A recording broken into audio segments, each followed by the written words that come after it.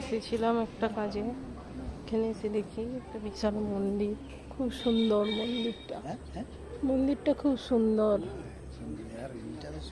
সবসময় বসে থাকতে ইচ্ছা করছে মন্দিরটা, আর ঘর যেতে ইচ্ছা করেনি, ঘর আর যেতে ইচ্ছা করেনি, ওখানে থাকতে ইচ্ছা করছে।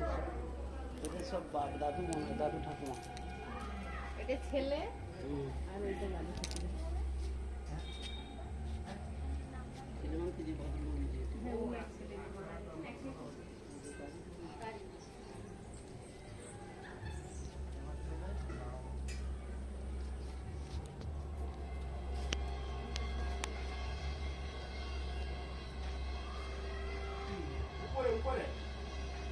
রাধে রাধে।